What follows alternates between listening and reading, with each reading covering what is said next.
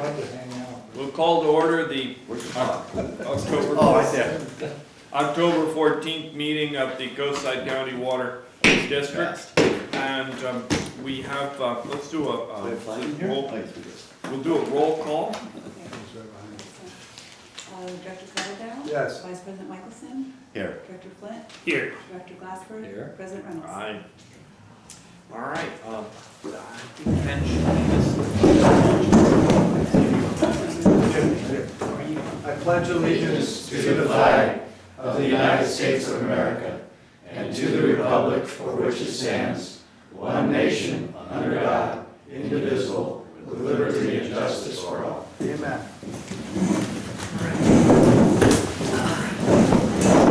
I'd like to welcome the public and thank you for coming. And do any of you have any comments that you want to contribute on the agenda today? No, we just have an item on the agenda and we weren't sure if we're supposed to be here or not. You are. You're always welcome. We encourage your participation. We had to pay them to come, so you're coming voluntarily. We appreciate it. So thank you. All right, moving on. We had Director Glassberg reviewed the disbursements. How did it all look? Looked good to me. Okay. Does anybody have anything they'd like to pull from the consent calendar? I had a question on the financial reports. Okay. Do you want to pull it or do you want to look at it now and answer? Can we answer the question now? Okay, let's go ahead and take a look at it. What have you got? I just wondered when I was looking through, and I was looking at the expenditures on the pump expenses for Crystal Springs, and I just wondered if there was a way that we could kind of look going forward at what the impact might be on the budget now that we're so reliant on Crystal Springs for our water in terms of energy. Because actually the budget I was kind of pleased with. It looked like we were pretty well balanced compared to what we were, projecting. But then when you look at net income, we're down quite a bit. And so I wondered if that's going to be a continuing trend, and how much down might we be in terms of balancing our budget over the next 2 months. So I don't know if anybody else is curious about that or not, but it's been quite a while since we were sort of turning up in the red.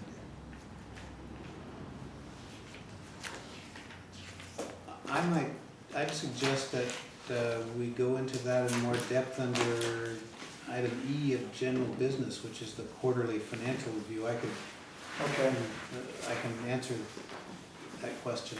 Okay, We can talk about that. Yeah, it It sounds might be an great. appropriate spot to talk about. I was going to talk about the variances, one of which is the pumping expenses. Great, well, I wasn't trying to upstage it, No, I no. just was curious. I don't like the red numbers very much.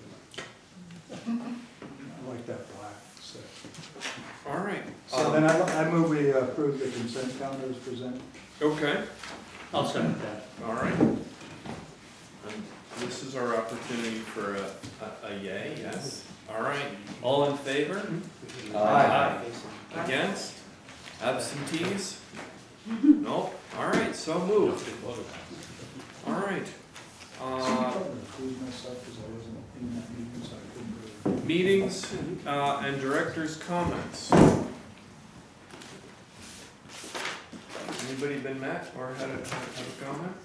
Well, I did attend a meeting on the city's GPAC that's meeting now for the amendments to their general plan and their LCP, and the discussions are getting more interesting.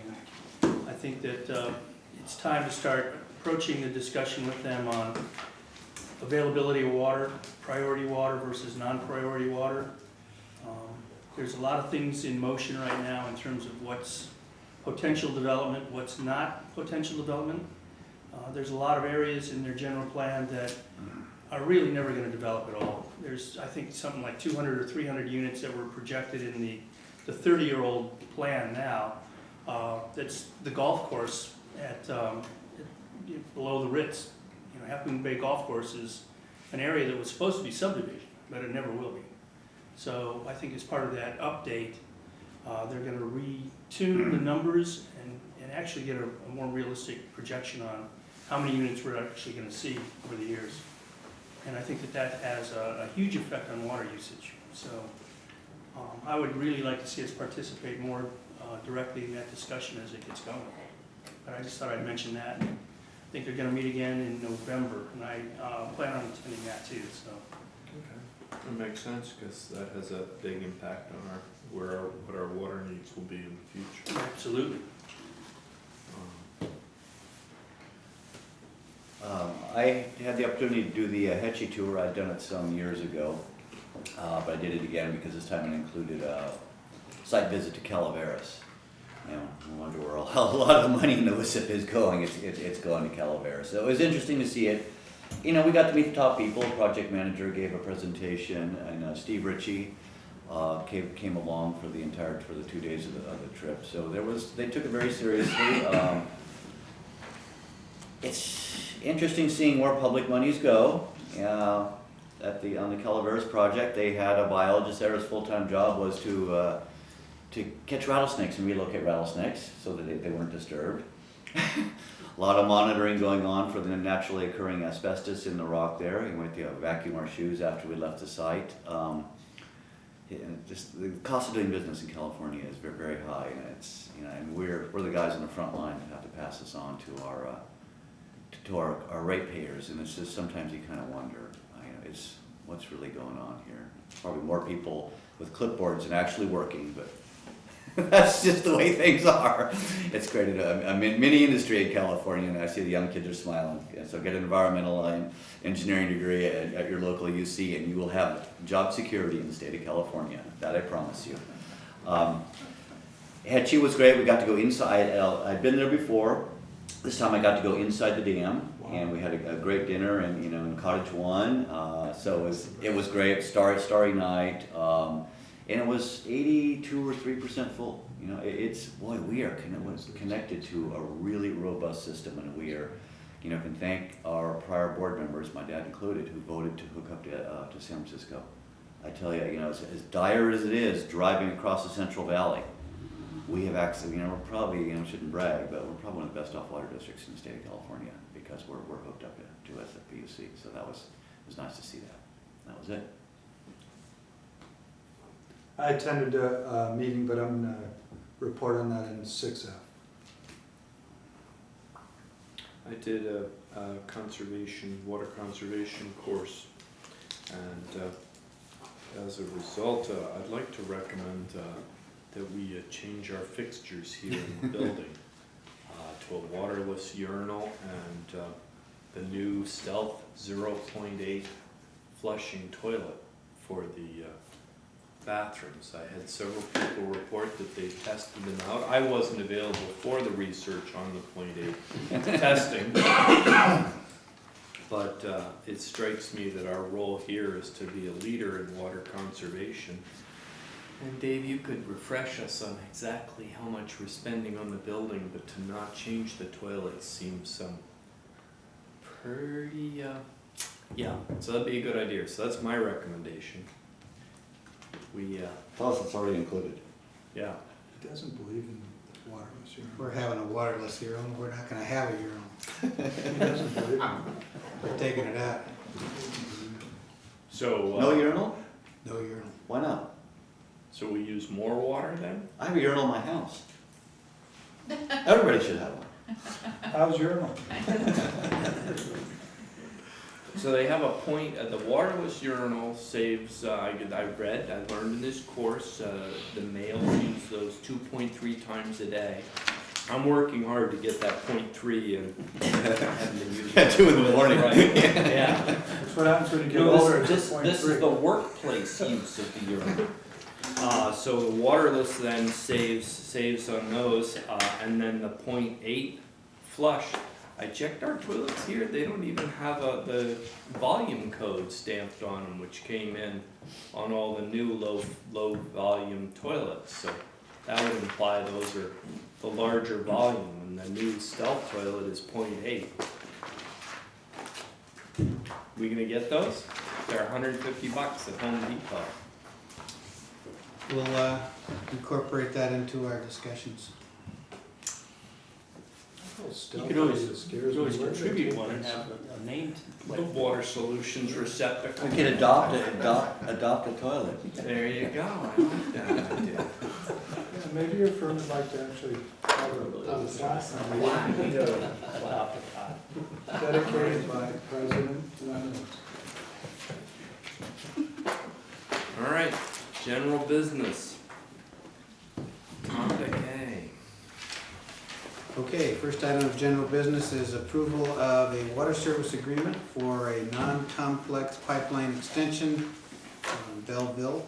There are two new, these gentlemen are building two new residences, and they need to extend a main 250 feet and put on a fire hydrant. As with any of these extensions, the developers, the applicants pay all of the costs, including the time we spend reviewing. They build the pipeline, it's in a public right of way, and then they deed all the pipeline. They build it to our specifications, and they deed it to us when they're done. So this is a very routine thing. We don't see any issues with it, and recommend that you approve it. And they put a lifetime warranty on that, right? As long as to the specs. Oh, and by the They're way, doing all we this use required. drought-resistant landscaping. There you I go. just want you to know that. Good. No drip system, no nothing, just natural moisture in the air for the night. Excellent, that's what we like It's to called hear. coyote brush, right? A lot of rock and a lot of coyote brush. Perfect, well, we appreciate your chipping in. I'd like to move that we approve this, and I'd like to be sure that we make sure the thrust restraints are inspected prior to backfill. Ouch, yeah, we remember that one. Thank I'll you. second that. All right, you wanna do a roll call on this one? Yes, let's do roll call. All right, here goes. Director Coverdale? Aye. Vice President Michelson? Yes. Director Flint? Aye. Director Glassford? Aye. President Reynolds? Aye. Thank you Good very luck, much. gentlemen, thank you for Thank coming. Thank you. Have a good evening. Hope it works out well for you. Okay. All right. Contract with Balance Hydrologic. All right, the quantification of the amount of water available to us in Denniston and San Vicente Creeks has been a really important part of the data gathering for our environmental impact report process. We have a full 3 years of gauging data now. 3 years is great, but the more data we have, the better off we'll be, especially as we're still in a situation in which lots of folks are looking at how much water is there and the effects our diversions will have on how much water is there. So I think it's essential that we continue our gauging program. Normal cost of the gauging program is about $55,000 a year. I think that's what last year's cost. This one is a bit higher because we're talking about adding 4 stations of dry season gauging on San Vicente Creek. There's some questions about how much water is in San Vicente Creek below our diversions, and that's an issue for Cypress Farms, for San Mateo County Parks, and for the other folks that are downstream of us. So we think it's important to gather some quantitative information on how much water is actually there. So Balance has given us a proposal to do this monitoring for the next year. They've actually already started it. The water year started October 1st. And so we recommend that we keep going on the gauging. An estimated annual cost of $65,000. This year's cost, which was estimated to be 55, is actually coming in at about 47, maybe because it hasn't rained so much. When it rains, these guys are out there wading the streams and checking their gauges and things like that. I think their visits are a little less frequent when it isn't raining. But this is about the normal cost. So we recommend that we go ahead with this and keep gauging. Is there ever a time when we wouldn't wanna have data on what the stream flows are? It's hard to imagine that that would be the case. This water is so important to us. So would it make sense for us to put wet wells in that didn't require as much maintenance, that we could have a data logger that, I mean, if what I'm looking at is for the next 50 years, we'll be paying X thousand dollars, $65,000 a year to do this. It strikes me that have we looked at ways that we could reduce this over the next 10 years? And specifically, if it meant putting in a wet well so that the equipment didn't require fussing and cleaning the weir, better automation, putting out a longer term contract with Balance saying we want 5-year contracts, locking in a price. Because it seems that if every year we do this, and I'm not begrudging it, I'm just saying, what efforts have we made to save money on behalf of our ratepayers on something we know is going to be a long-term and recurring expense? If you compare this gauging cost to what we and a couple of other partners are paying for the 1 gauge on Pillarcitos Creek, this is a pretty low cost. Balance has automated equipment. In fact, you can go online and see the real-time gauge readings for the Denniston Creek gauge, which is right near Mezzaluna Restaurant. So they are using the latest technology. It's not really practical, I think, to put flumes and streams. These are open channel gauges. So a lot of what they do is checking and calibrating and watching the stream channel to make sure that the results are, and that's a lot of what we pay them for, is to take data on water depth and convert that into flows in a way that's scientifically defensible. But we can explore that topic with them. I think this is already a pretty low cost for basically state-of-the-art field work, state-of-the-art gauging. I don't think this is what Balance Hydrologics does. I mean, they're stream gauge people, and I think if there were a better, cheaper way to do it, they would be the ones to tell us what it is. So, but we can talk to them about that. We can raise that question with them. And one of the options, if we do cut a longer term contract with them, it gives them a better assurance that they'll have an income stream, and it locks us in at a lower price, and perhaps we have a cost of living increase or something over the term of that contract, but it gives us, it's something to negotiate. Sure, we can ask them whether they'd be amenable to that. Yeah. Okay. Tell them that there was no heat in the boardroom building and that the board members were cranky. Really, No, every. I do agree. If we're signing up for a recurring cost of $65,000 a year, I think we'd be in our best interest to really look at ways to reduce that. If not, bring it in-house. I don't know if the guys want to go, or something to, $65,000 is, it's a lot of money annually. I mean, one time I know we approve a lot of those, on a one-time basis, but annually, that's a lot to sign up for. And I go back to your original statement that I don't foresee in the future where we wouldn't want this data. So it drives back that if we're going to be spending $65,000 a year for the next 10 years, that's a lot. It may be that in the future we can get by with fewer gauging locations. And we've had a pretty intense period of data collection with a whole bunch of gauges to try to fully understand what's going on in the streams. So it may be that we can back off the number of locations in the future. But that's certainly a topic that we should discuss with Balance, and they'd be happy to talk with us. Okay, thank you. Ken? Well, is it possible that the data that we're collecting now, if we in fact are able to move forward with the project that we're considering, isn't it feasible that that'll just stop? I mean, we won't be gauging forever, will we? At this many points? Isn't this data gathered? That's the question. I think there's water there? Yes, I think I don't think we'll need to gauge at this many points. I think we'll be gauging forever.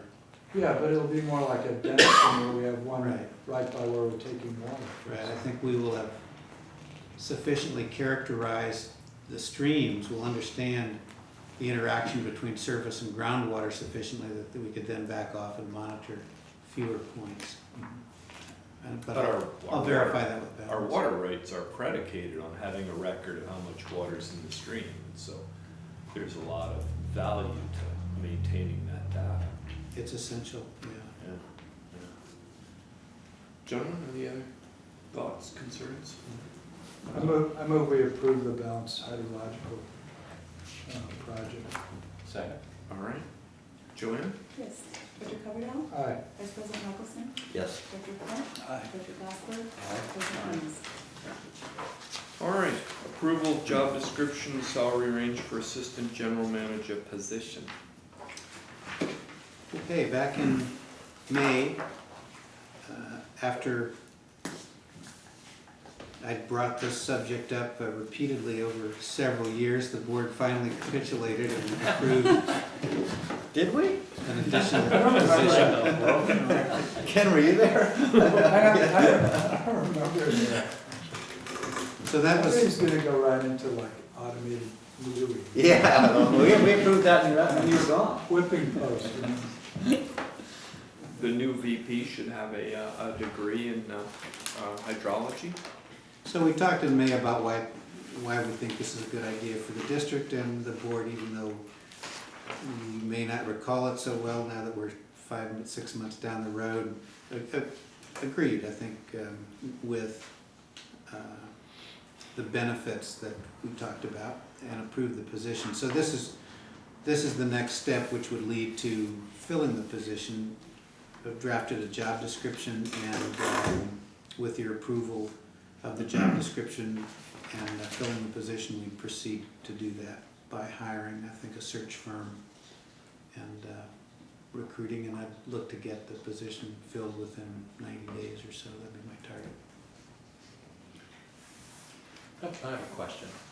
First of all, I think it's a really well-written job description, but I think one of the things I think would be interesting for us to hear so that we can relate that information if we're asked by anybody in the community that might see this and say, hey, we're having a drought and we're spending all this money, you guys are spending all this money on a position, would be to have some better understanding of how this is going to change your position.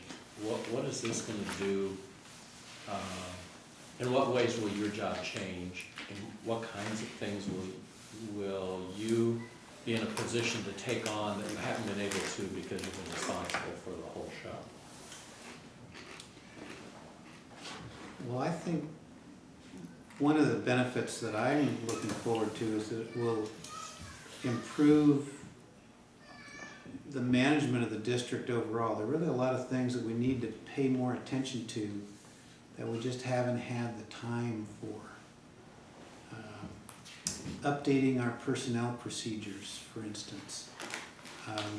Looking at better options for health benefits, because we're now at a point where we're paying over $2,000 per employee per month for health insurance. And we just haven't had the time to really understand. We haven't had the time to really understand how our current benefits are changing. We're just kind of backlogged. One of the major goals I have, it's not really something that I do because I'm not trained in it, is to improve financial reporting. I had to put in my report for the quarterly financial review that we don't really quite know where we are because we have this mix of accrual and cash accounting that leaves us not knowing quite where we are. I think somebody that could spend time on it would be able to really give us better resolution on that. So I look to accomplish some things that I think are really important for the district in the more regulated and complex world we operate in now. But in terms of where my own focus could be, there's some things that I'd really like to work with the board on. I think one of my main jobs is to inform and to work with the board on issues of long-term importance to the district. You know, this district since 1988 has been a water district that can't sell you a water connection. And we are going to have to decide what to do about that. And it's going to take just like our local water source development, which is another area that I need to spend more time on. you know, we're gonna need to spend time and resources on that. And you can't really I don't think you can hire consultants to do that. You have to understand our community, you have to understand the general plan and the local coastal programs of the city and the county, all that kind of stuff. So that's, you know, I think that's the kind of thing I need to do. I would like to be a water district that, you know, I was talking with somebody who has the last unbuilt infill lot on Correas within a few yards of the Hatch schoolyard, who can't get a water connection to build a house for his mother-in-law. You know, and that, I don't think that's where we should be long-term. Forget the issues of water fueling growth and things like that, but for us not to be able to sell somebody a water connection for an infill lot in a built-up subdivision that's you know, in every other way developable and where things ought to develop, I mean, to me, that's something we really need to work on, that we haven't had time to work on, and that's something that I need to work on with the board. And I think, you know, one of the reasons that some of our projects move slowly, I mean, witness this, witness the Denniston EIR, is we're juggling a lot of balls at once, whether it's me or Joe or Kathleen. They're just we have a limited number of hours in the day and a lot of really important things to do. So I would really look forward to some improvements in our management. And we operate in a much different world than we did when this building was first designed. It's been kind of fun to look at the stages of this building's construction and upgrading, compare them with what was going on in the district. It used to be the district ran on two people, pretty much, a manager and an assistant, and some folks out in the field, but the office was two people. Now it's just much more complicated. And I think that will improve our management overall. And I guess the robustness and the resilience of our management team. If we were to lose one key person now, I think the district would really suffer. If Gina's off all week because she had a minor surgery, but if we were to lose Gina, we would be in very tough shape. She is, you know, in terms of the administration of everything the district depends on, contracts, finance, HR, it's all heavily concentrated in one person. And I look to change that. I think that'll make the district better.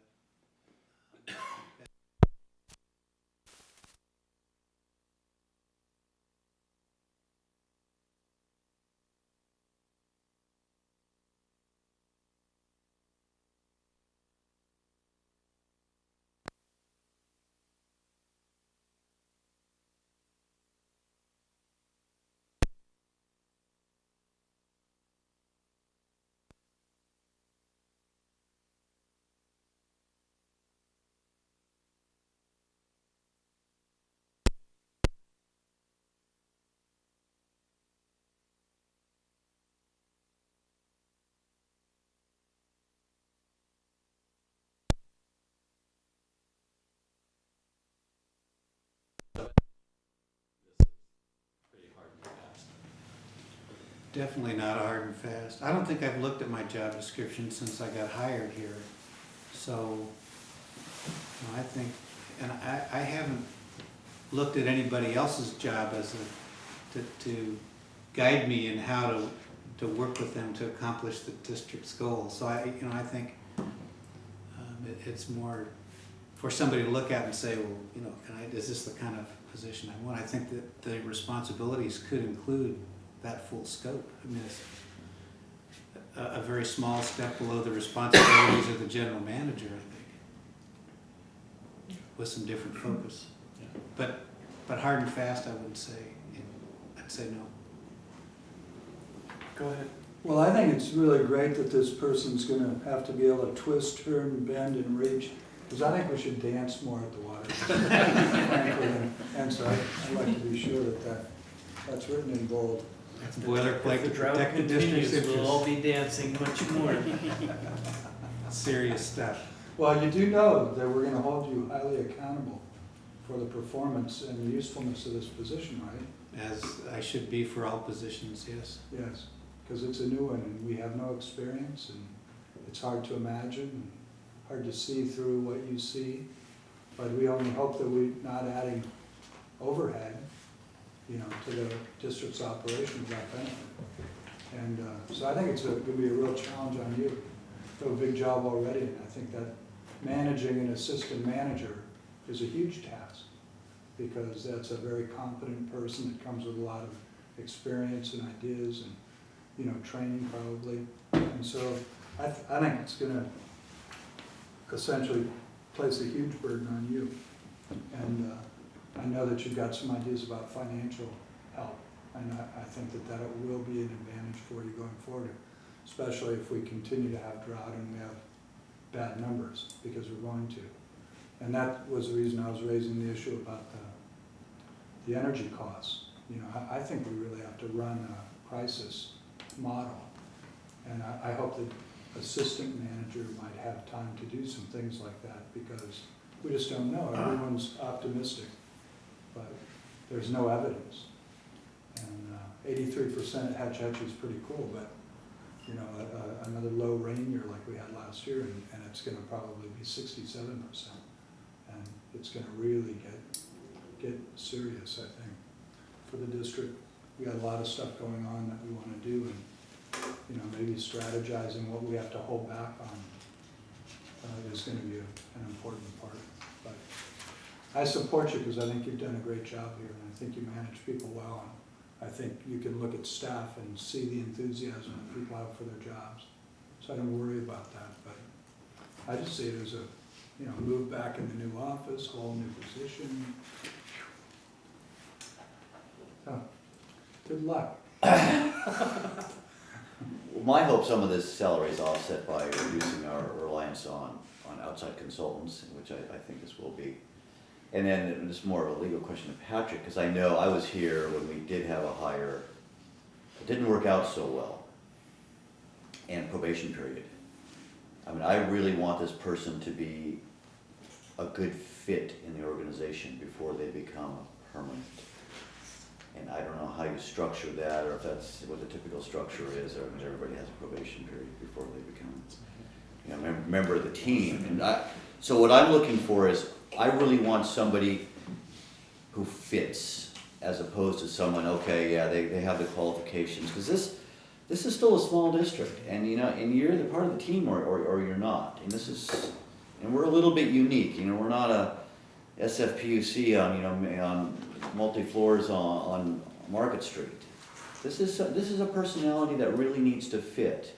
So before they really get a permanent position here, I want nods of approval. Hey, this is the person we were looking for, because you're asking a lot here in the job description. You really are asking for somebody pretty damn special, and I want to make sure that once we welcome them fully on board, that they are really living up to what we're looking for. So I think you got where I'm going.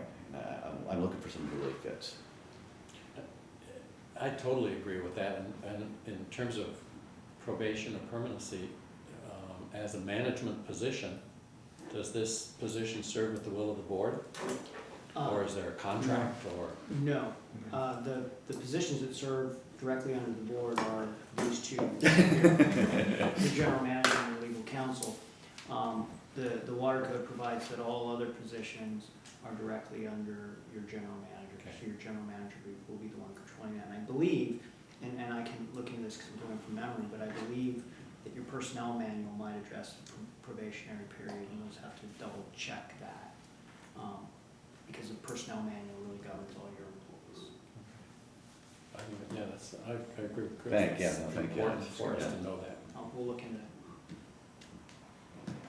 I move we approve the position as set forth in the proposal by the general manager. With the salary range? Yes. Second? You're on. Director Coverdale? Aye. Vice President Michelson? Aye. Director Flint? Aye. Director Glassberg? Aye. President Reynolds? Aye. Thank you. Thank you.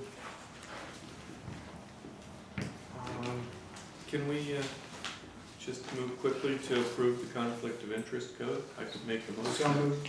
Second. Second, Joanne? That was quick. Aye.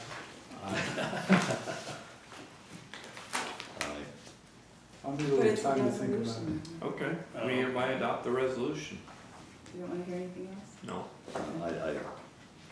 So the roll call was five Aye. ayes. Five ayes.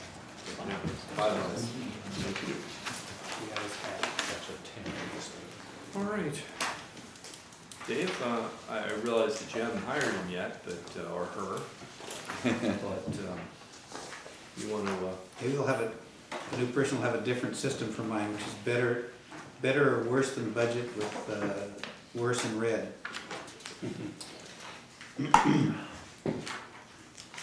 I think the bottom line of looking back at the first quarter of fiscal 2015 is, as we might expect, having asked everybody to conserve water and having enacted specific restrictions on water use, our water use is less than we budgeted. We assumed at budget time, when we didn't know that it wasn't gonna rain and that the state would pass this law, et cetera, that our water use would be about the same as it had been in the previous year. We talked about that, and we recognized that if reality turned out differently from those assumptions, worse than those assumptions, we'd have to make some adjustments. And indeed, we are about 9% low on water revenue, 9% below budget, even after a 9% rate increase. So our water use has dropped off. So our revenue, non-operating revenue is right on target, but operating revenue is substantially low, about 10%. Nevertheless, our costs are about on budget.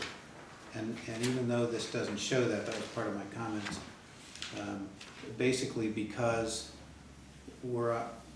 we finished fiscal year 2014 and we accrue into fiscal 2014 to complete the year, costs paid in fiscal 15 that applied to services and materials received in 2014. So what that means is that the $250,000 check that we write to SFPUC at the end of July gets accrued into June and doesn't show up in our fiscal year 2015 financials in this report.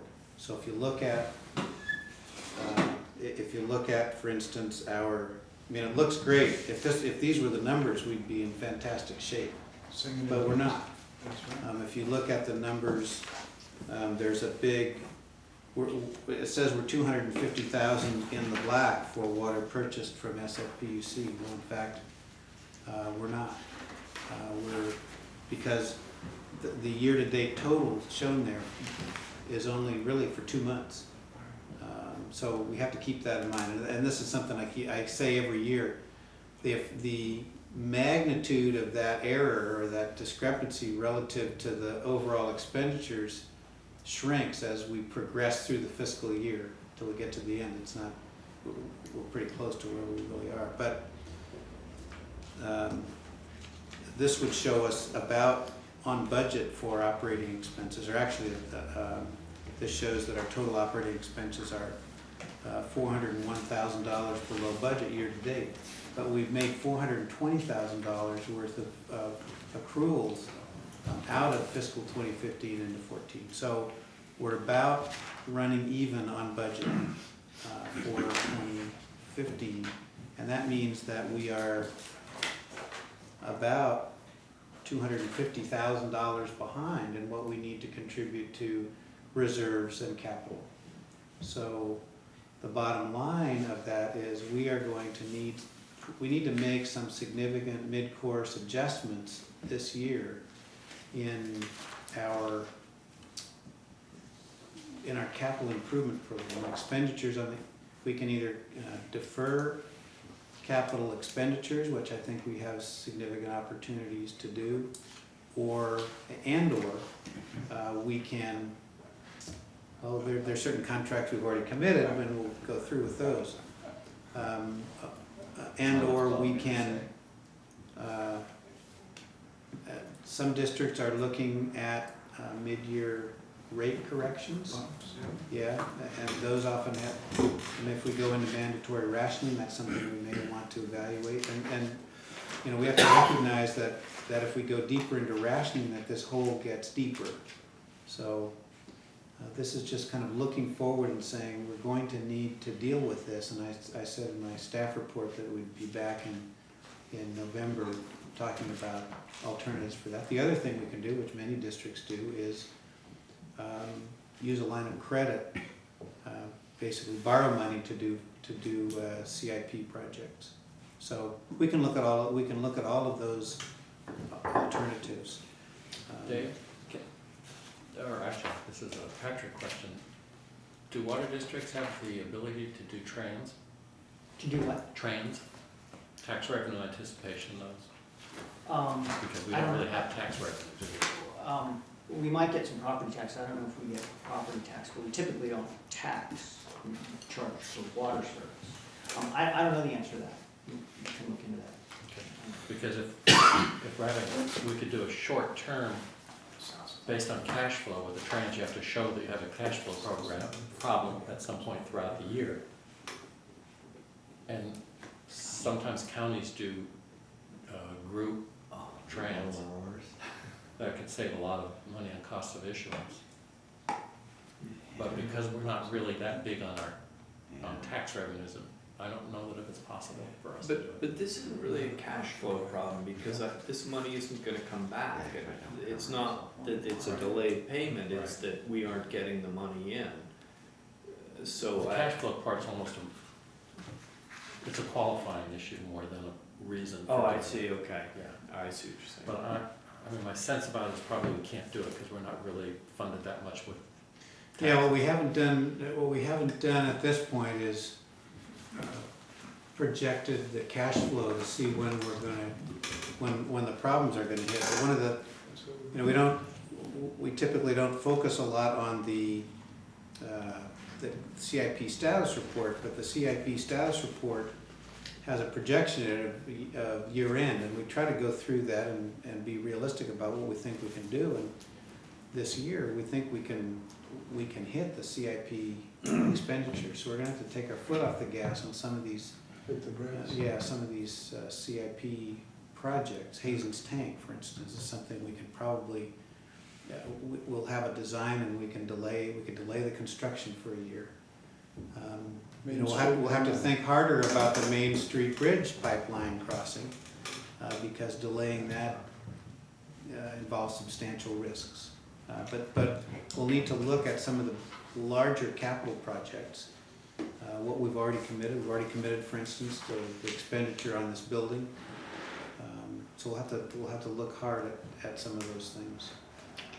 But we kind of saw that coming, and I think this is it just verifies that we're getting there. The Main Street Bridge project, though, we've made some commitments on planning. Right. But the chances of us, I mean, from the sense that I get from fellow board members and you, Dave, is that the chances of us getting through the approval process just with Fish and Game alone are going to take long enough that we're probably not talking about it for this year in terms of real construction or where the big money is, are we?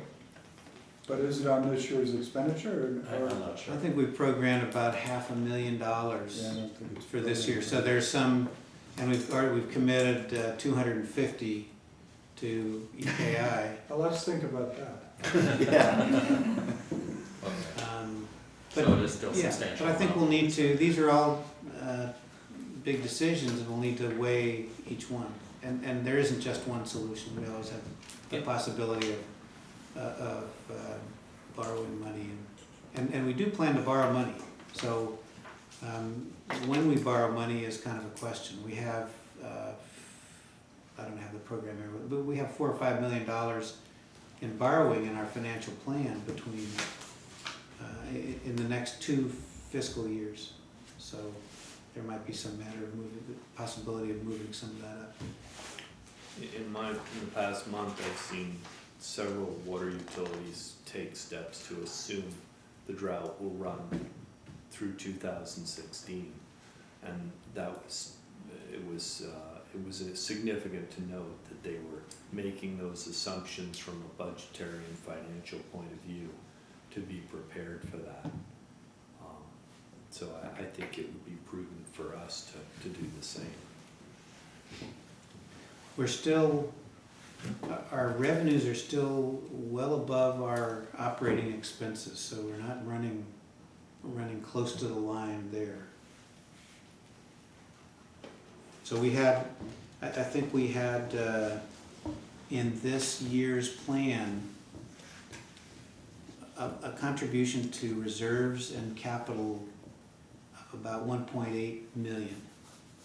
And if this trend were to continue as it is, we would end up maybe 800,000 to $1 million short. So we're still contributing 800 to $1 million into capital and reserves. So we're still, you know, we're not, our heads are still above water. So far. So far. Doesn't mean we shouldn't be prepared. Yeah, Right. I would agree. Right. So that's something we'll talk about in more detail next time. Okay, well, thank you. And let me address your question about Crystal Springs expenses. Yes.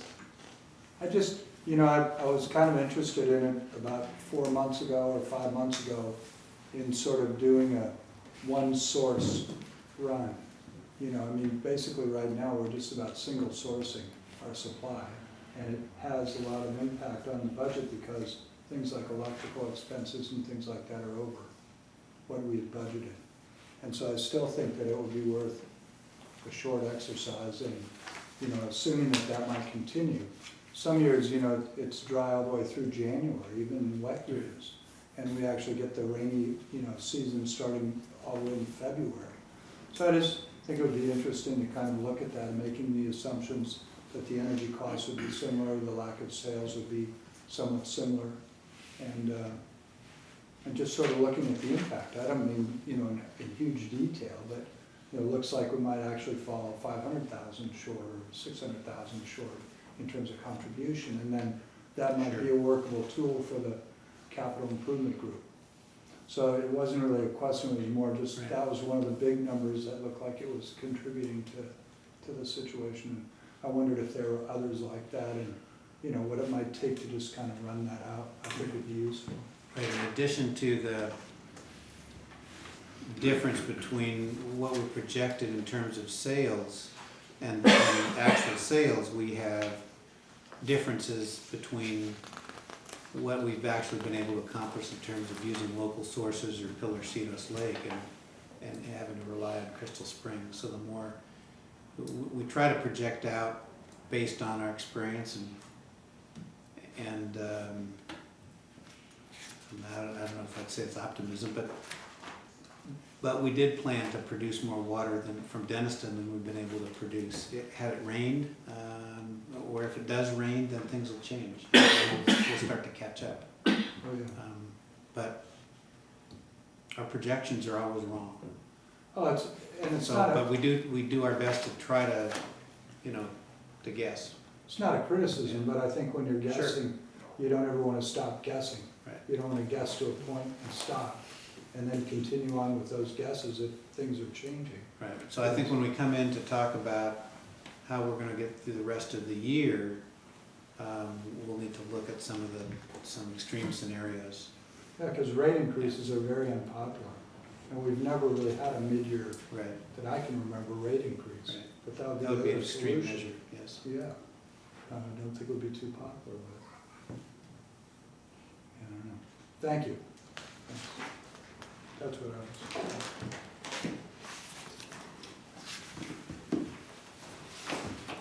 Recycled water, principles of agreement. Okay, this is on the agenda to allow Director Coverdell to talk about the recycled water principles agreement. I did not participate in the development of the principles that are attached here. That was fine with me. And I You assume ever that- see him look so cheerful?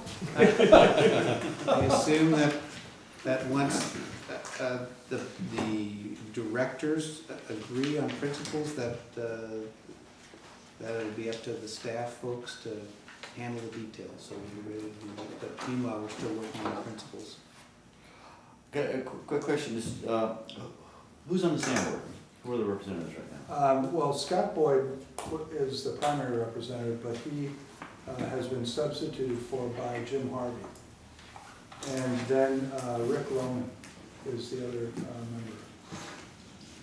And the full board consists of?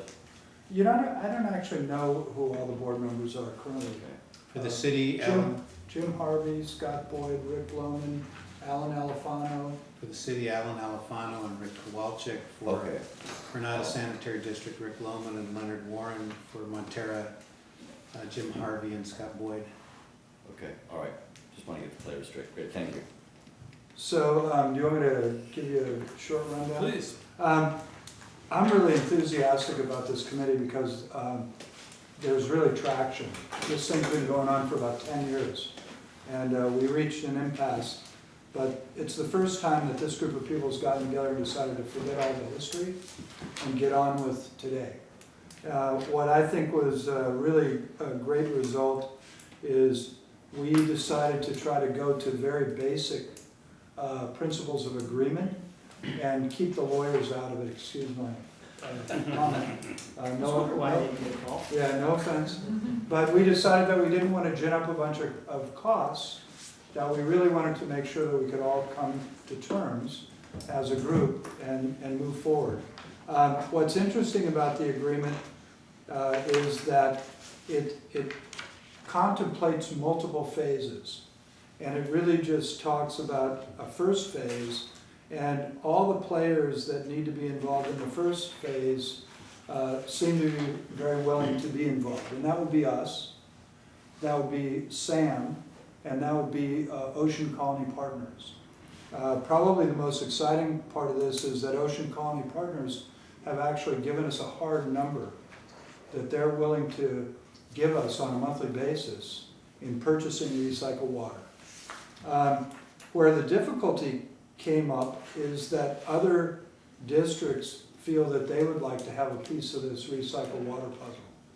And not from the standpoint of it being practical, like they could put it to use immediately, but to be sure that they wouldn't be excluded in the future. And I, for one, agree with that completely. You know, I make a joke about it. I don't know how we would ever transport water. We had a hard enough time getting the Granada pipeline in position to move fresh water, right? But by the same token, we don't know, and I don't want to be short-sighted. Maybe, you know, maybe recycled water is a 1,000-year project, and we're just getting started. And I, for one, would like to fly on the positive side, because I think that it takes pressure off of our system, and if the drought continues, that's got to be an advantage for us as well, right? There's fear, you know, there's lots of discussion, there are all these limits that everybody wants to put on it, but frankly, this agreement doesn't restrict anyone very much. And the coolest thing about it is Dave actually, in reading it, found a few things that he found objectionable that I did as well, which was earlier versions of this had us actually repaying SAM for all previous efforts toward recycled water. And that's been eliminated from the agreement. So I'm very pleased about that. Earlier versions had Montera being a signatory in the first phase, and that got eliminated. So frankly, where we are right now is we need to do three things. We need to decide if we can agree to this. It's not up for a vote tonight.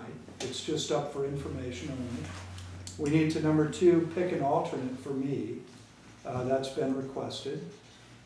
We need to realize that the next step, if we think we can approve this, will be that SAM is going to try to get it approved by their board. And the beauty of it is, if you look at the signature page everybody and their brother is gonna sign on.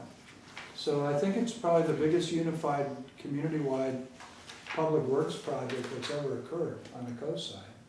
I mean, Sam was big, but we weren't involved in the Sam project, so it's bigger than that.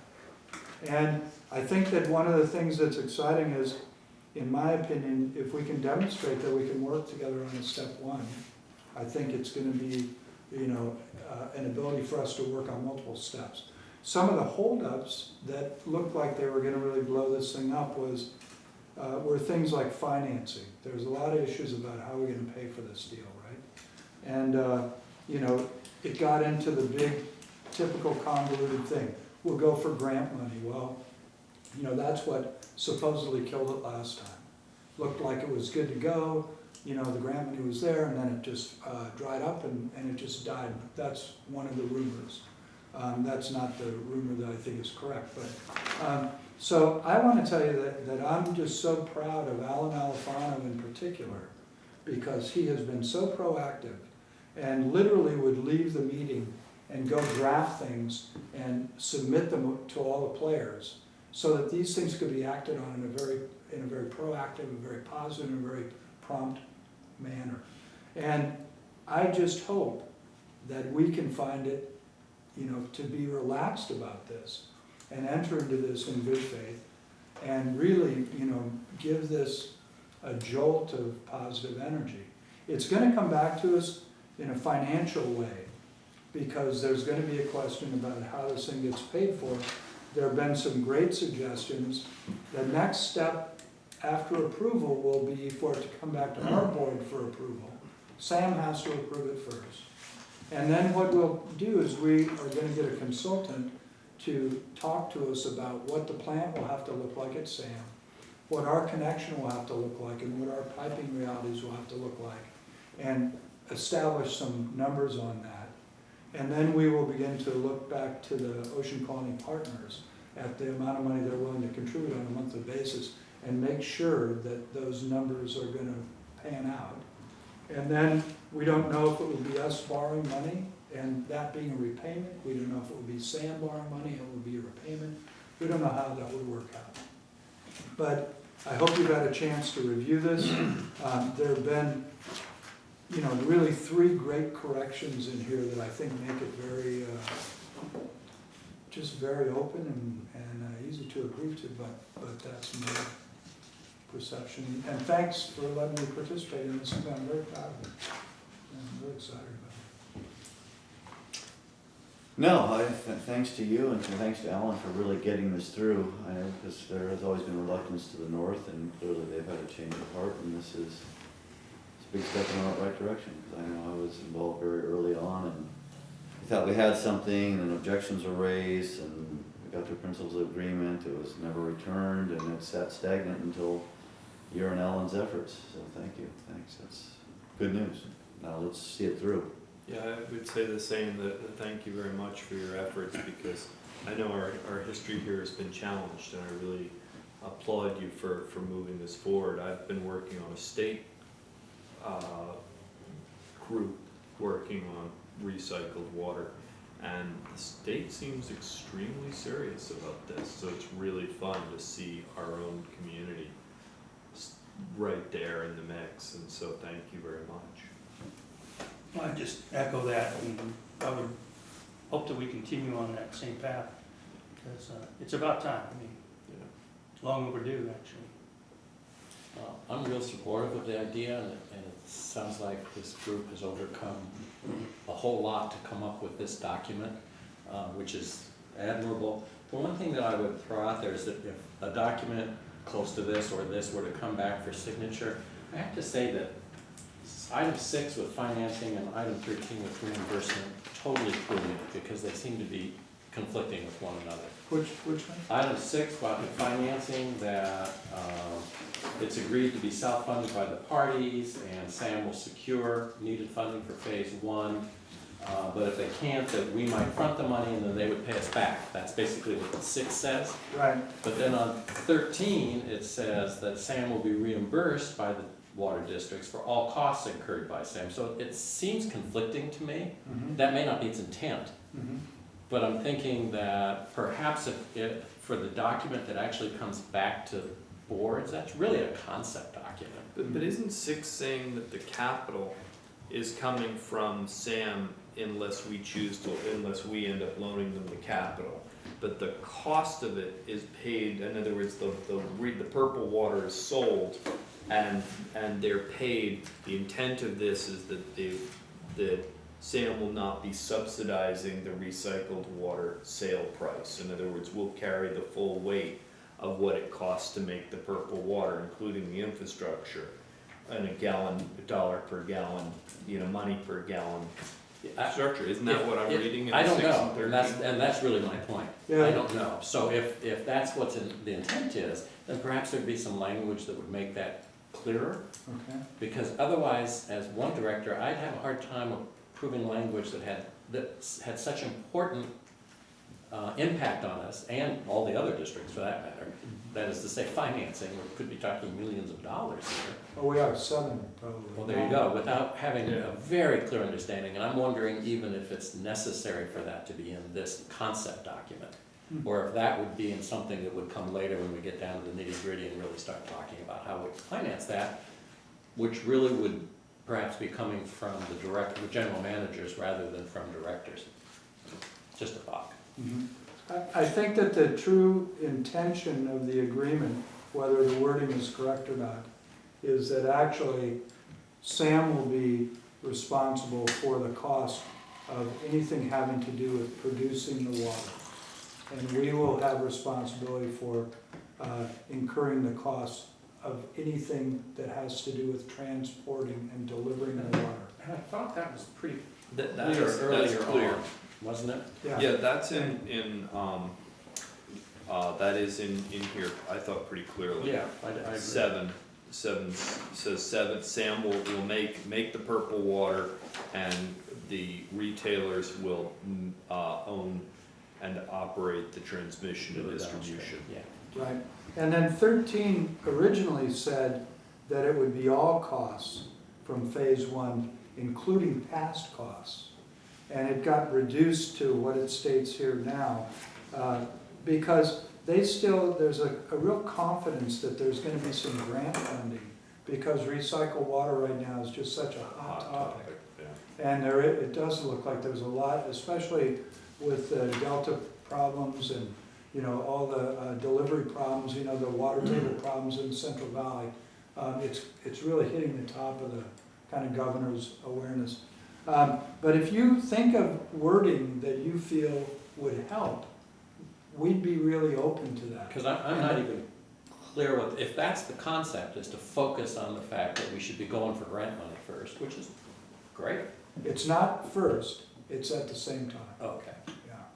But to me, this doesn't say that, at least it doesn't say it to me. Okay. So It did to me, maybe just a really simple statement reiterating the importance of going for grant money as a potential source for funding, along with any other alternatives, or however you want to say it. Yeah, if you're thinking about it, we've got until the 27th, I think it is, to make the comments. I think that's the date, the drop dead date. So if you want to, I'm gonna be out of the country, so I'll be unworkable, but if you wanna forward to Dave, and he can forward to Alfano, or the other order of business for me with regard to this is, I personally need to pick an alternate. And I have a recommendation to the board if you would like that. Steve Flint and I are working on the safety connection with Montera. And I think this opens up the door for another line of communication with Montera, with Sam, with Granada. And so I think he would be a really great choice. I think that, he's just logical from my perspective. But in my absence, there needs to be a potential. In the next meeting, we want to have Dave Dixon, and also, I think, the general manager, not Clemens, but the general manager of Sam is going to attend, and we're going to try to talk a little more specifically about realities in making the connections. So I think that would have to be your appointment All right, Steve. for an alternate. Is that how that goes down? I just can't remember off the top of my head how you were appointed, whether it was the presidential appointment. Yeah. He was absent. He I missed was- the I- meeting. Yeah, so if the president makes the He missed the appointment, meeting. the president can make the alternate. Yeah, Steve, do you wanna step out? Why do you of the room? think I would ever make sense? Yeah, I gotta go to the men's room. Let's see where the waterless urinals. Yeah? Yeah, okay, so, and does anyone have any other comments on that? No, all right, then I select Steve as our, number 2. Here, I was gonna nominate Chris. So, I'll need a line of purple shirts. so kind of gut read. In my report to Alan Alfano, I'm gonna tell him that it seems like it was received without any comments. No, with enthusiastic And support, enthusiastic support. yeah. Is that, are Big we it's allowed about to say time. something like that since it's a discussion item? Sure, I mean, you have this on your agenda, discuss and provide input. You've discussed, you've gotten input, I think it's totally appropriate if the board, I mean, this is really a policy issue Yeah. for the board to decide. It sounds like, there will be some more work that comes from this, because as I understand reading this document, this is really a principles document, a concept document, as Director Glassberg said, that is the first step and a commitment by the agencies to engage in kind of good faith negotiations to hammer out the details of an agreement that would make this a reality. That's fine. And so if I get that right, then that is appropriate. Yeah. That's good. You get Sounds that great. exactly right. That's exactly right. And I realize this is way down the road, but on the facilities ownership, I'm working with a city at this time where the Purple Pipe, the company, the agency that's making the reclaimed water didn't build a storage tank for it. And so when they have any operational issues, the recycled system shuts, has air. And that puts the burden on the retailers to build purple storage tanks. And it's a no-brainer that one purple storage tank that then all the users would then have a reliable supply would have been more cost-effective than each of the 3 users having to build their own purple storage tank. And it's funny, in hindsight, you're just sort of like, wow. So I thought I'd mention that. I know it's too early now because this is just a concept, but you do delineate in here that the retailers will operate their transmission and distribution, and that SAM will own operate the treatment facilities. And that leaves, it isn't mentioned that there's any storage. And if you, in a treatment plant process, if it shuts down for 4 hours, that's, if there's no storage, there's a 4-hour gap. And if you're selling this as a reliable supply, but then you have, so this particular entity has a contract in its recycled water that says we may be out of water for 72 hours. And the industry is very uncomfortable saying, wait a minute, I'm gonna pay $100,000 to connect up to this, but you might turn it off for 3 days. So this is just a thought. Yeah, thanks. That's good input. I'll share that. Yeah. I have one other question. I know that Skylon is outside of our legal boundaries, but would Skylon ever be a potential partner? Yeah, we want them to be, but the purple pipe all the way up the hill is, The cost of doing About $5 million worth of purple pipe. I think the answer is yes. Yeah, of but in the course. future, all of the above. As They'd be a great customer. long as they're on the side of the watershed that drains back this way, because it can't drain the other way down the hill. That's That's Crystal Springs. Yeah, watershed. That's a little too tight a recycled water loop. Yeah. Very good. Ken, thank you and well done. Carry on. I won't miss another meeting. I'll email you. See what happens. You say you're going away? Yeah, I did hear that, didn't you? Yeah, alternate, have fun. All right. You were here when we were Dave, we're back to you for rescheduling of the 11th November Okay, the 11th of November is a holiday, that's our, that's our second Tuesday, so we need to Wednesday. Let's take a board action to reschedule, and we suggest that it just be moved one day to Wednesday, November 12th. Well, I'd love to see it. It's a one-time change. A few more days. I'd go for the 18th. That's too close to Thanksgiving. Oh, no, 6 days. No, it starts getting, yeah, it gets into another holiday when people like it. All right. I mean, I'm fine with the day later. I'm fine. You said October 12th? November. November, sorry. My calendar's not doing anything Actually, I'm fine with that. right. Yep, it's good. When is Thanksgiving this year? And we'll need a board, if everybody agrees, we need a motion, a Oh. board action. Okay, I'll make a motion. Need a second? Sure. Okay. You gotta jump on this one quick. Dr. Coverdale? I'm gonna Play with this one. miss the meeting and miss voting. Okay. Vice President Michelson? Yes. Director Flint? Aye. Director Are you still Glassberg? gone? Aye. President Reynolds? So that was to change the meeting to the 12th. Wednesday. What was the final vote on that? Four. I can't abstain. 4 is one abstention. Four with an abstention, okay, got it.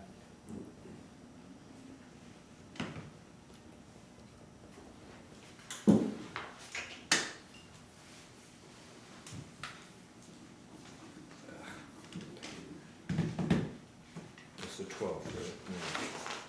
What day did we just go? Yeah. 12th.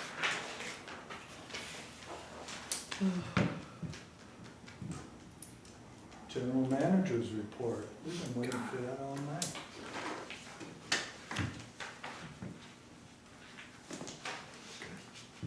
All right? Yeah, sorry. Okay, two things. This month's SFPUC water supply update, our crystal ball and what's gonna happen. We've always wondered what SFPUC scenarios show, and we keep getting little hints of it.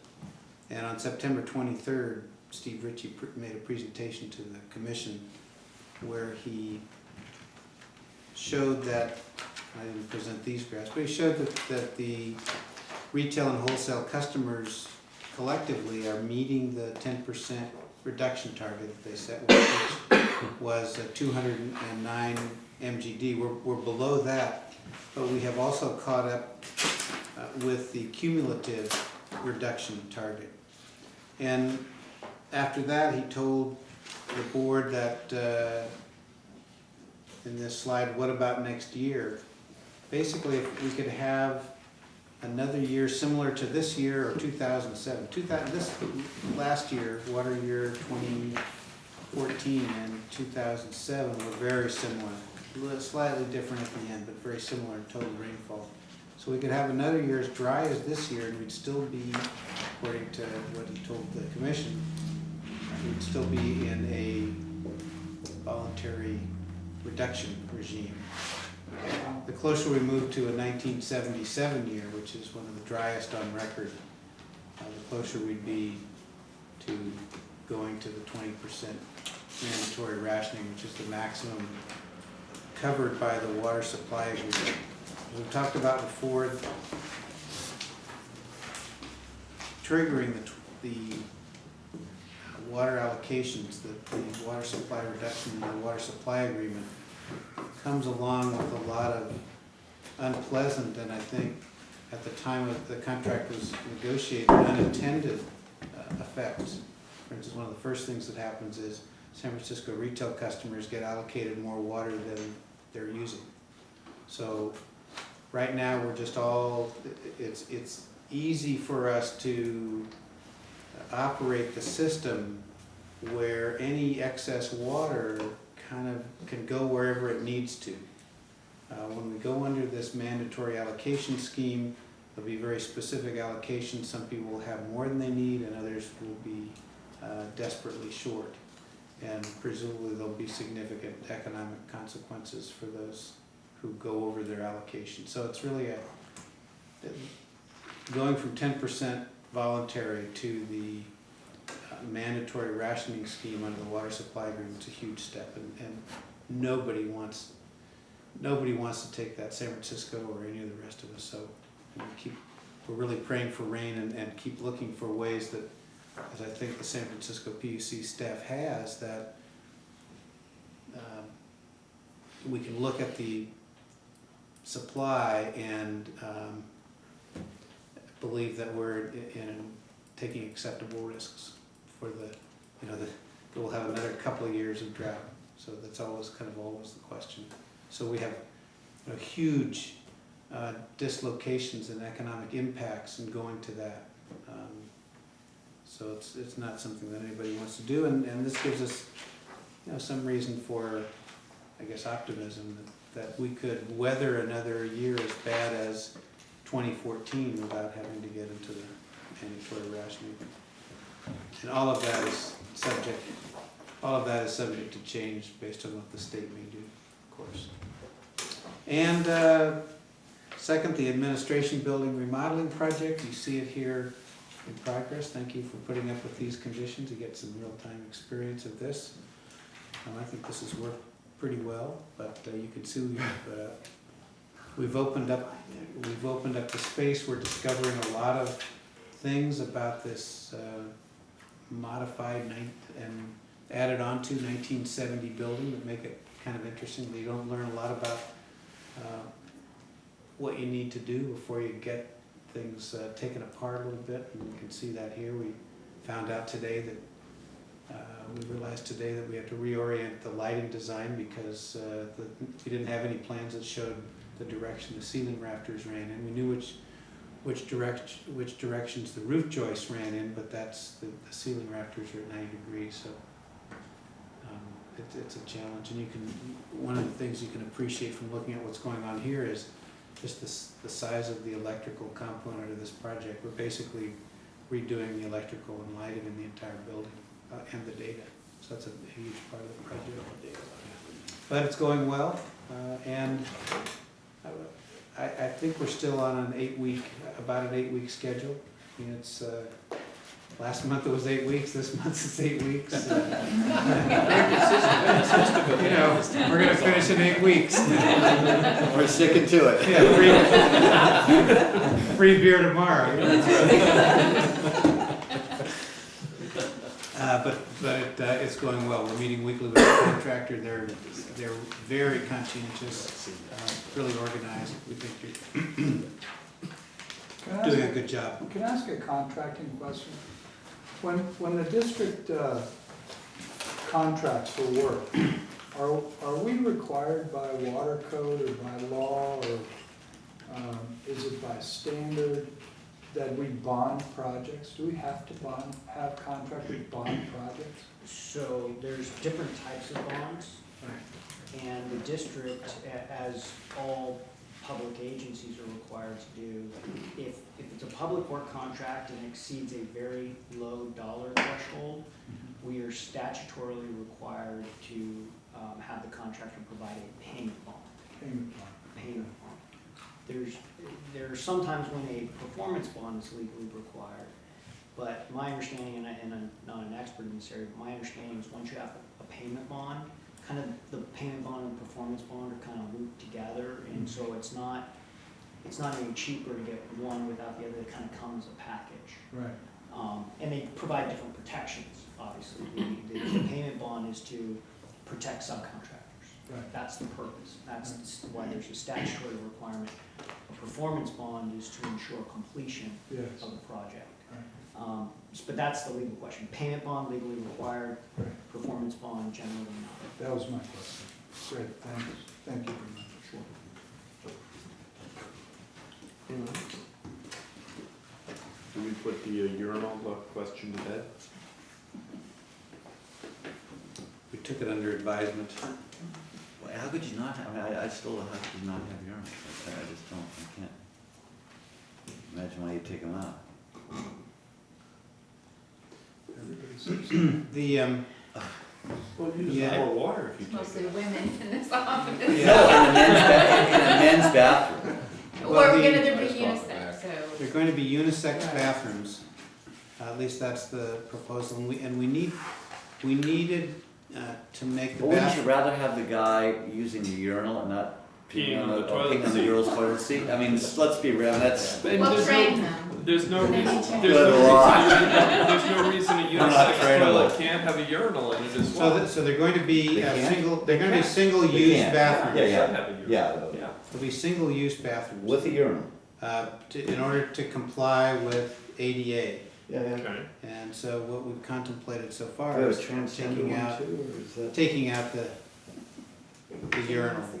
Well, And maybe, we've But that's discussed, gonna cost yeah, more water, and that's not a good, But, yeah, that's but- not a good trend setting. If we put a waterless urinal in, then the men who do use it are flushing no water. And they're not peeing on the toilet seat, And case they're not, closed. yeah, it's really I mean, hard it just for me goes to on the see floor. why you would wanna not. Well, you have a floor drains and with a spigot in there, and well, I think it's a good discussion because actually, on the Colorado River rafting, you're encouraged to use the river, not the earth, because you actually cause ecological damage. So women were given freshettes, which allows them to utilize something more like a urinal. So maybe we could have it be a district policy. provision. And there would only be, I think the board, my position of being on the board is it's important that we do be a trendsetter and that we set an example to the community. And that I think that we should look at our own bathroom when we're done with this remodel for all the money we're spending on this. If our toilet facilities don't reflect the most water conservation efforts available, then And we we should look give dumb. tours twice a day to those interested. Or 2.3 times a day. Yeah. and training. And, you know, we've got a .8 flush toilet for $150 at Home Depot. We got waterless urinals that are a couple $100. Hey, can we get the rebate on that? Kathleen, can we rebate ourselves? No. And Contra Costa's done it, Alameda County Water's done it. And we can go through the list of water districts that have done it. It'd be really embarrassing Not to be on that if list. Coastside County says, oh, let's keep old, you know, high water using toilets. I don't know, I think that dodge around with the unisex bathrooms covers it. All right, let's move on. You know, we tried to get, Joe, you're up. tried to get the general manager. We're done with the potty talk. 5 years ago. I had some problems this last month. Two persistent problems. The first one was Vermonter's Point It was Road. about $300,000. Vermonter's Point Road is deteriorating. The pipe is shows signs of exterior corrosion. We know that the soils on either side of the road are very corrosive. You know, and this was exacerbated by the fact that we're at the end of the summer and the ground is quite contracted from lack of water, which puts stress on the pipes. So that's aggravating the problem, but the core of the problem still is the fact that this pipeline is corroding from the outside in. I had spoken with a contractor that does trenchless pipes, and I spoke to Andrini briefly, the local contractor, on what it would cost to replace it all. But at this point, we're just hoping for rain so that the ground would get back together and not aggravate this problem. And we're going to continue just to patch the pipe whenever we need to until we could resolve, you know, what we're going to do about it. We really don't Would have zinc any plan. anodes help, or is it too far? Well, you would have to sink an anode for every stick of pipe because they're not bonded. Oh, wow, okay. And in the future, we're going to make sure that all pipes are bonded, and we were going to do just that. If you bond the pipes together, fuse them together with a strap or whatever, then you could put these anodes periodically throughout the run of the pipe, and it would take care of that. It would it would definitely eliminate any external. Does our new spec call for bagging the pipe as well? Well, these specs bag, all these pipes are bagged. All these pipes are bagged. Well, they're wrapped, Yeah. but you just get one little nick, and water gets in there, and that's the end of the story. All it takes is one little nick for water to get into that pipe. So, yeah, we are gonna modify our, any future pipe projects to put bonding in that, and I just gotta come up with, how often we would need those. Wow. I haven't really investigated that. The other nuisance that I had this month, was the Crystal Springs Pump Station communication issue. We have, the communication between this, which runs the telemetry, and all the alarms, run on, base lines from AT&T, and they're analog. And, even though AT&T says that they will, these are grandfathered, we don't have to change if they're there, they're gonna service them. I don't think their employees, at least the younger ones, really know how to do this, because they're all tuned to digital. So I just read a communication today that we may ask them to switch us over to a digital system, so that when it does fail, they'll at least know how to work on it. They won't have to call up the 60-year-old guy that's right now in down south or something like that to come up and fix it. They'll know. The other thing here but in the meantime, what we're doing is we have put up a dialer and the Verizon phone to keep us in touch with it. I mean, the communication comes and goes. I mean, half the day we have perfect communication, and then it just dies out. And our IT guy has a couple of ideas of what this might be, but he's not quite sure. But it had been almost predictable that it would go down at the heat of the day and then come back when it cooled off. But that was just a surmise. We just surmised that. There's nothing that really tells us that's what's going on. Especially since, we've had some failures that are out of that pattern. So, we're getting by, but yeah, we're gonna have to get away from the Ken had a question. lines. Yeah. I noticed that one of the 4x4s that has a junction box along 92, isn't that part of the communications was smashed and there was a cone over it? Is that one of ours? No, what those things are, actually, we were just talking about bonded pipes. Those are corrosion stations. Oh, wow. For the Crystal Springs pipeline. Mr. Teeter did see to it that pipeline is connected. Each stick of pipe, each length of pipe is welded together, not welded together, but strapped. Yeah, strapped. And so we have these test stations that measures the Conductivity? I don't know, what is the potential? Galvanic corrosion. Yeah, galvanic. Good thing we have President Reynolds. Yeah. And we just go and check it every 5 years. We check it every 5 years and see how much it's changed. Wow. And we're due this year. I'm trying to get Corpro to come out and redo the whole thing. It's an effort, because there's, how many miles is there of that pipe? 7 miles or something of that. Yeah, I don't want to hear that pipe. It goes up and over. It goes through some wild country. They have to bring their machetes and fight the poison oak and the cougars and stuff like that. Joe, Yeah, about this is- putting a radio transmitter for the communication and. That's another alternative. Okay.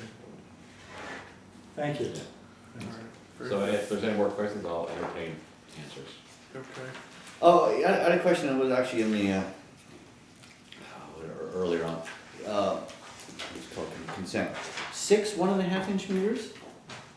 Sorry? Meters installed. Meters installed? Those, I thought we had replaced 2. You mean in October? No, it was, actually, it was in consent in the meters installed, Half Moon Bay. There was a 6 in the 1.5 inch column, or in town. Yeah, and that just seems, We have been active in the replacement. no, it's not replacements, it's in the installed water connections, September, 1.5 meters, 1.5 inch, 6 meters in September. I think it's the new senior. The senior housing project. Oh, okay, Yeah, it okay, was for- okay, it was all right, for- all right, yeah. yeah, that's a lot of, Yeah. 1.5 inches, okay, all right, yeah, that makes complete sense. And I was telling Ken here, I mean, whatever, I have 13, 14 years I've been here, has SCADA ever worked? I've never heard SCADA ever once in my entire time here in a positive context. It's always in Well, a disastrous that's because we had context. a substandard deal with the rugged computers. Yeah, no, I'm not saying it's your fault, but it's just like at some point, we can, you know. Actually, right now, we have, the Nunes and Denniston and Crystal Springs are running on a SCADA system. And it is, And they're, functioning, with the exception of the AT&T communication line. but Crystal it Springs runs has really always well. been a nightmare. Well, it's complicated. Yeah, okay. But I would say that we depend heavily on the SCADA and it works well. Each of our guys carries an iPhone now, But, and they can go on to, yeah, no, I plug into Crystal remember Springs, what's Nunes, our, Denniston. who was it who recently departed?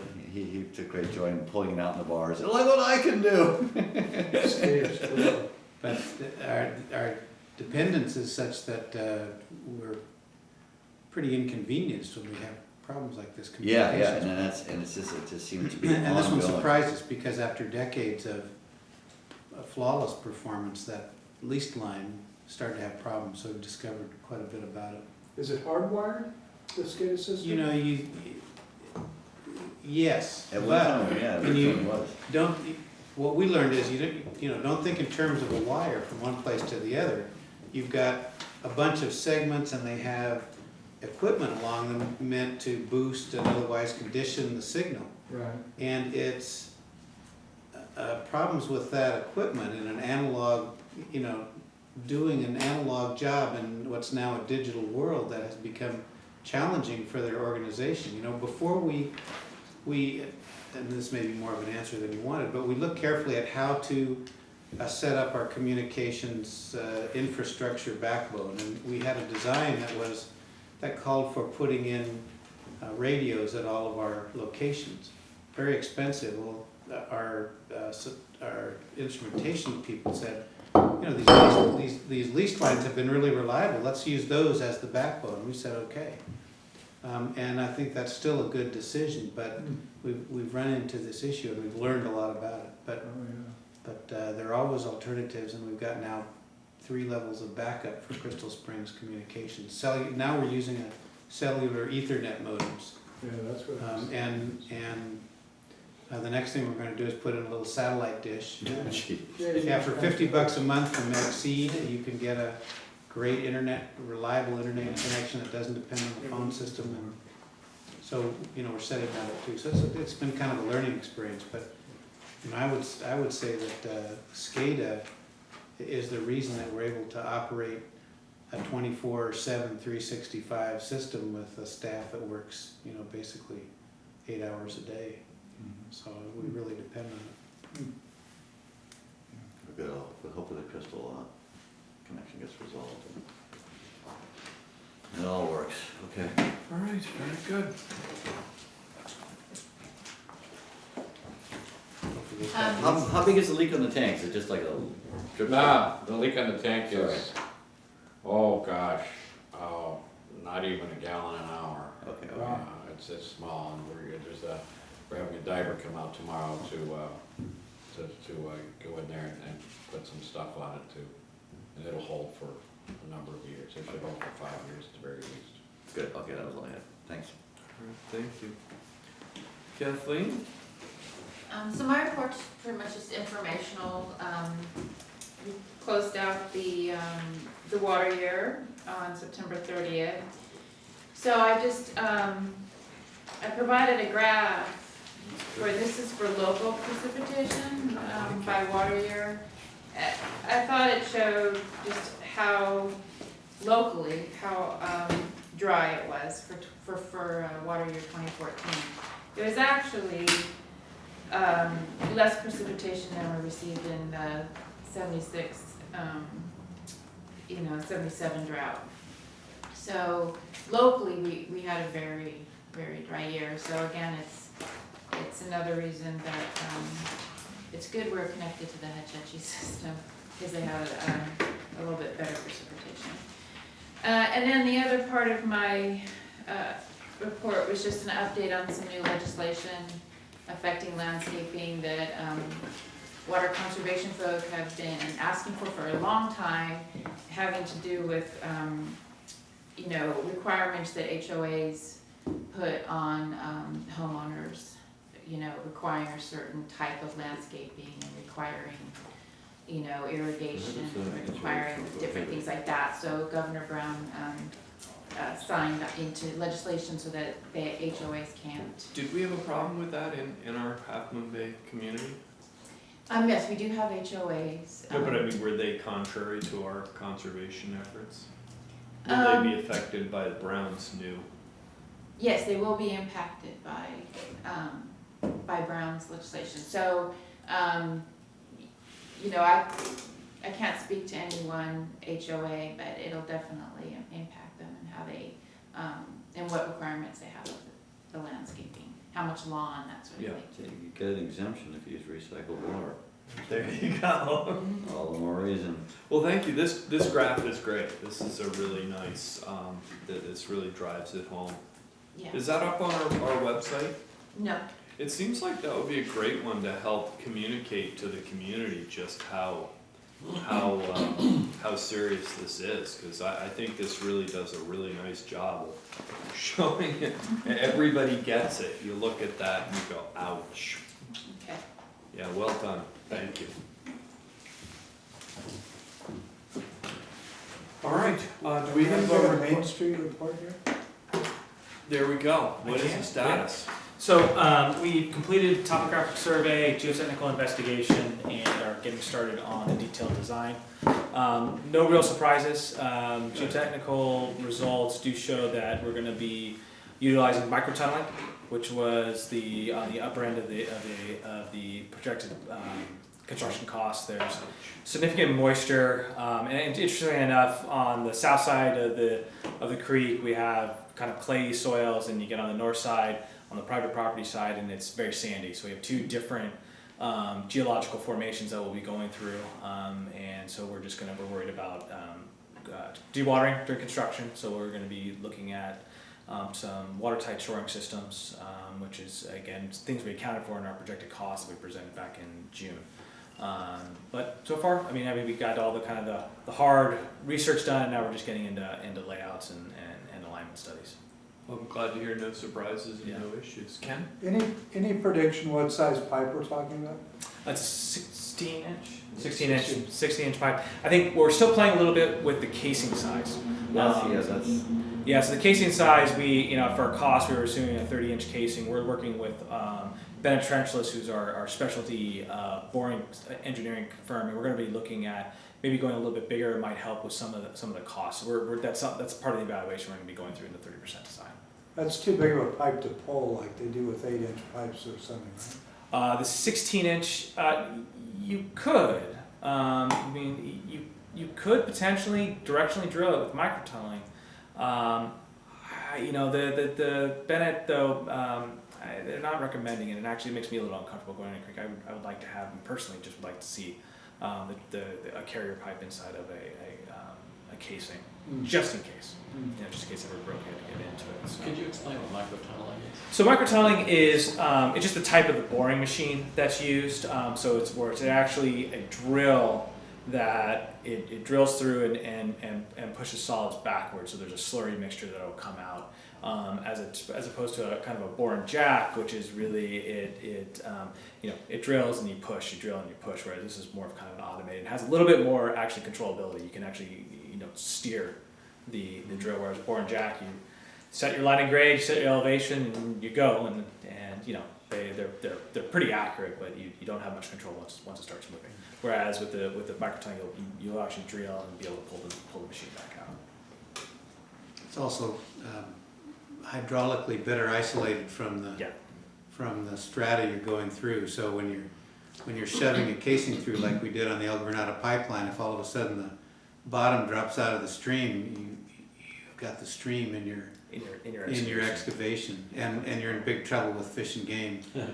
Yeah, Whereas with microtunneling, you're much better hydraulically isolated, and you can go through the wet. Because you're pushing a casing as you go. You no, go it's, through it's the wet all part. it's all enclosed. The Okay. drilling mechanism, it's all kind of a closed conduit. Whereas as Dave was describing, the bore and jack method, you look in the hole and you can see the cutting head, and there's no hydraulic isolation from anything. So the formation failed and water came in, it would just basically flood out your entire jacking bit. Whereas the microtunneling, it's self-contained, and there's always a potential, but it's not likely that you can have water. And would that method make it more likely that fishing game exists, or? Yes, we Yeah. think so. We think it should be easier to convince them that we'll have no impact. How much more as a percentage? The range of costs that we came up with the bore and jack on the low end was total project cost was $1.5 million, so that's engineering, construction management, the whole 9 yards, up to 2.2 million. Lower, a little over 2. A little over 2.1 million for the microtunneling. So that's the range. My expectation is that's the bookend. So we're going to be somewhere in between it, closer to the 2.1 than the 1.5. But that's at least what we know now. And so with 30% We'll not be design, back to building a bridge. so Talk we'll, yourself out of a job, careful now. sometimes that's what happens. Well, if the city gets wind of this, they'd love to have our 2 million towards the new bridge. All right, thanks. And what's timetable still looking like? So we're looking 30% design closer to the end of this year. So that will be some alignments, looking at some casing sizes, things of that nature. And then once we get through the 30% design, then we'll make kind of some of the significant decisions on casing size and the cost implications. Then we can look into. I mean, we could be ready to go to bid and go to construction summer, early summer, June, July. But that's funding dependent and everything like that. Yeah. But next winter's not an ideal time to do it, is it? From an environmental point of view, they don't like playing in near streams in the winter. That's an interesting question. I don't think we know the answer to that yet. I mean, generally, yes, you don't want to be working in the stream, but where we're looking to set ourselves up, we're going to be staying close to the creek, so we can minimize the tunneling piece of it, because that's going to be a significant portion of the cost. But we're going to be managing so that we have flexibility year round to do the work. Okay. It's just a matter of writing provisions and designing things appropriately. Okay. Excellent. Well, thank you for coming. Yeah. And thank you for the Yeah, report. thanks for the update. Appreciate it. Yeah, no problem. Thank you. Excellent. Do we have any director's requests for items other than the new I'd like waterless to keep the urinal meeting with viewing. Jody? Yeah, I'm surprised how warm it stayed in here. I see the back door's been wide open the whole time. It's more comfortable in the And it's been, Yeah. although I tell you, the wire, you got it, have you shown the audience really where we're sitting? I mean, I'm looking at how that thing's Don't wired. take it Is there a personally. reason why? I didn't even notice that until just now. Oh, yeah, you gotta see it. The lawyer's in the hot seat. This- Now I'm not sure this was entirely legal. Well, you were the one with best insurance. But it saved our ratepayers a significant amount of money. It's not that, it's just more. I think it's our building. I like it. And I appreciate your making the effort. And could you express our thanks to Teamworks, because I realize they put an effort into cleaning this up and making the accommodation. And we appreciate their doing that and look forward to their continued support. So Sure. if you thank them. And thanks for loaning us this table, Kathleen. Oh, yeah, I have my name on it.